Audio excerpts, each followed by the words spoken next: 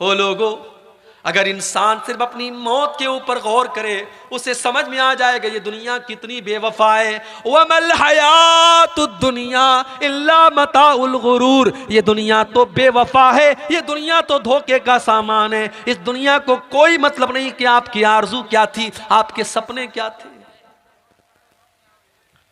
आजकल तो जवान मौतें हो रही हैं।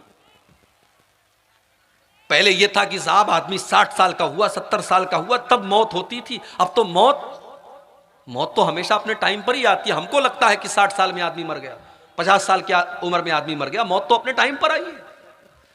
इस वक्त जवान मौतें बहुत हो रही हैं। किसी को कैंसर हो गया, किसी को डेंगू हो गया, कोई एक्सीडेंट में मर गया। इलाहाबाद की सरजमीन हमारे यूपी के अंदर है।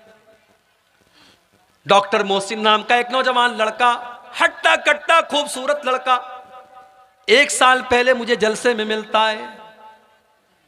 मैं मना करता हूं फिर भी मेरे साथ सेल्फी लेता है, अपना मोबाइल नंबर मुझे देता है, मुझसे कांटेक्ट में रहता है।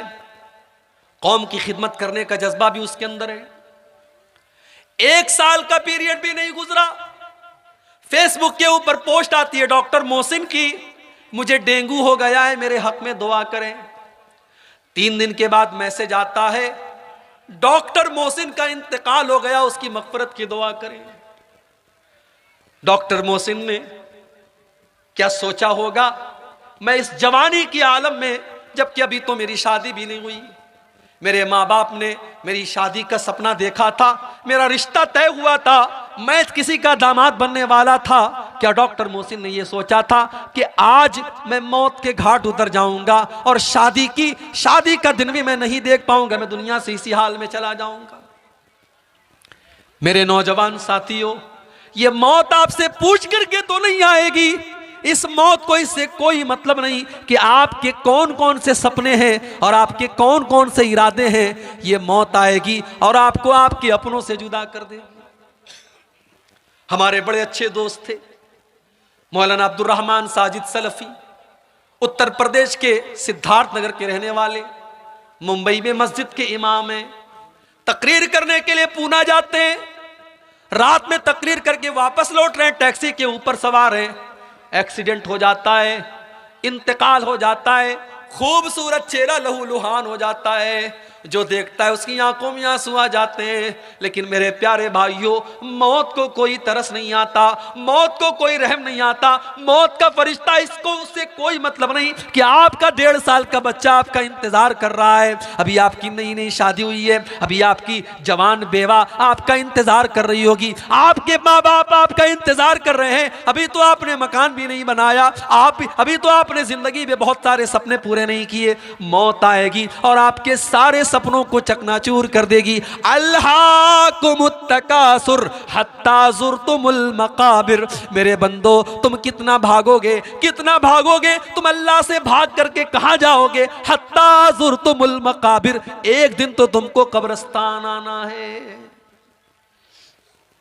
हम तो इतने बेरहम हो गए, हम तो कब्रिस्तान में भी बैठ करके मोबाइल पर गर्लफ्रेंड से बातें कर रहे हैं।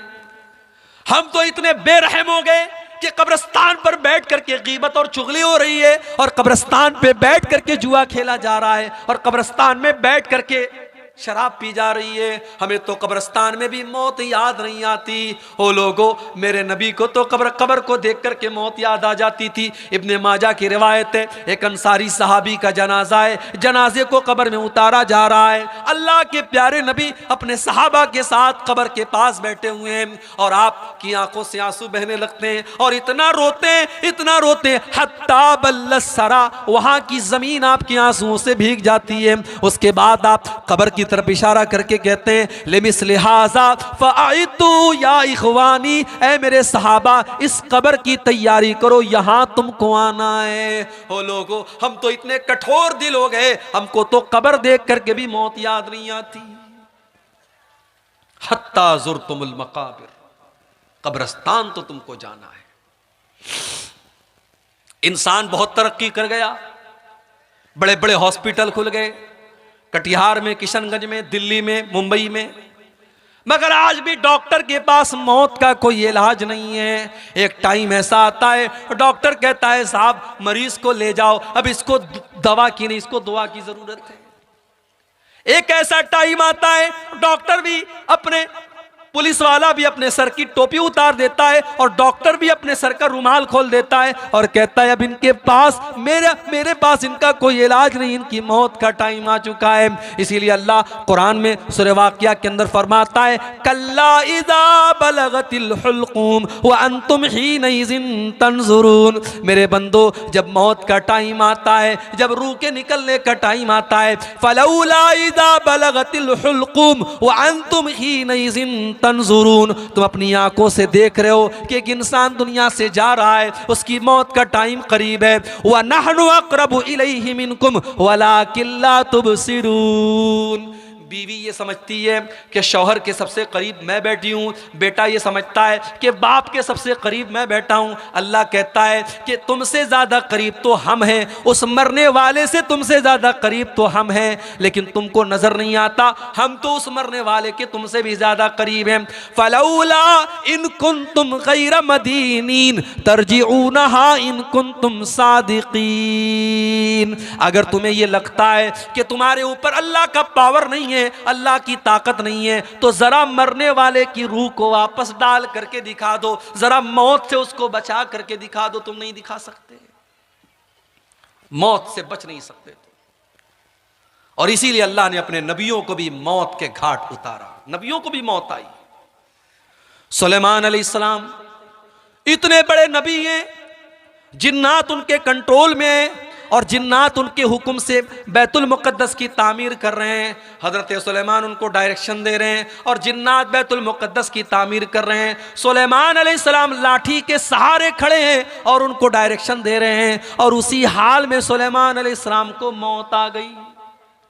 लाठी पर टेक लगा करके खड़े थे, मौत आ गई, इंतकाल हो गया सुलेमान अलैहिस्सलाम का। आंखें खुली है, जिन्नात ये समझ रहे हैं कि सुलेमान इस्लाम देख रहे हैं, वो फटाफट फटाफट अपना काम कर रहे हैं।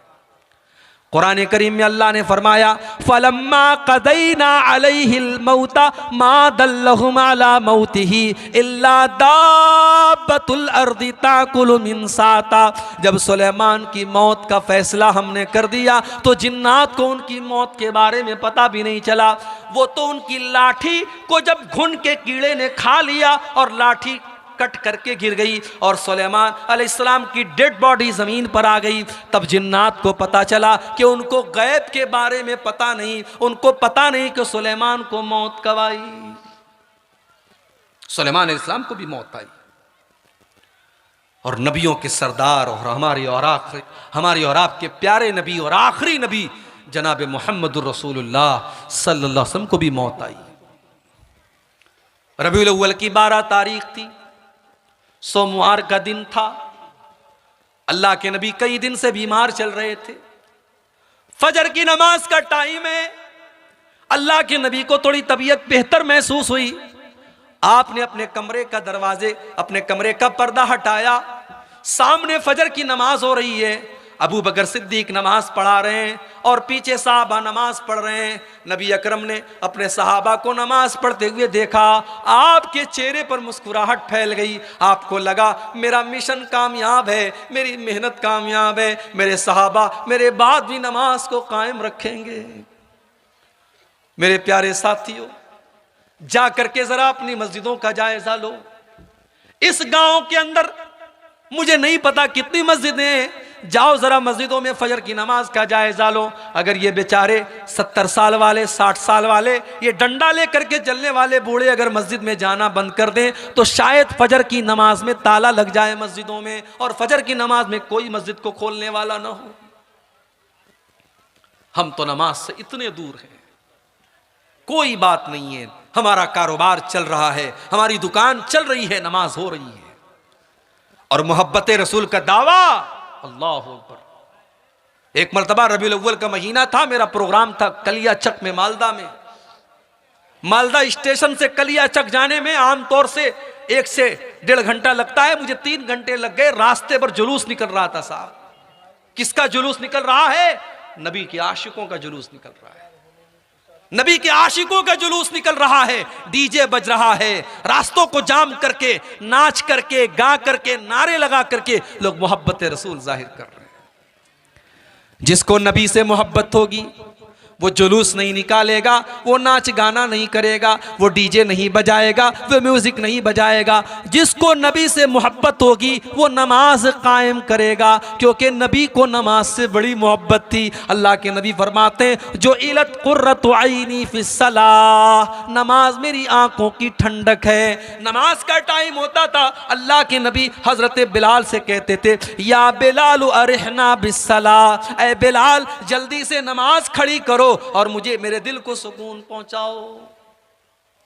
फजर की नमाज हो रही है, अल्लाह के नबी के चेहरे पर मुस्कुराहट फैल गई कि मेरे बाद भी मेरे सहाबा नमाज कायम करेंगे, मेरा मिशन चालू है, मेरा मिशन जारी है। नबी अकरम ने जुबान से कुछ नहीं कहा है, पर्दा हटाया है और दरवाजे पर आकर के खड़े हैं। सहाबा को अपने नबी से इतना प्यार था, उन्होंने महसूस कर लिया, उनको अपने नबी की खुशबू महसूस हो गई, उनको पता चल गया कि अल्लाह के नबी अपने दरवाजे पर आए हैं। सहाबा ने नमाज की हालत में अबू बकर सिद्दीक को इशारा करना शुरू किया कि अल्लाह के नबी आ चुके हैं, अब तुम पीछे आ जाओ, अल्लाह के नबी नमाज पढ़ाएंगे। हजरत अबू बकर ने पीछे हटने का इरादा भी किया, लेकिन अल्लाह के नबी ने इशारा किया कि नहीं नहीं तुम नमाज पढ़ाते रहो, और अल्लाह के नबी ने दोबारा पर्दा गिरा दिया। और सहाबा कहते हैं ये आखिरी नजर थी जो अल्लाह के नबी ने सहाबा पर डाली थी। फजर का वक्त था, फिर सूरज निकला, दिन चढ़ने लगा, चाश्त का वक्त आने लगा, और जैसे जैसे दिन चढ़ रहा है मोहम्मद रसूलुल्लाह की तकलीफ में इजाफा हो रहा है।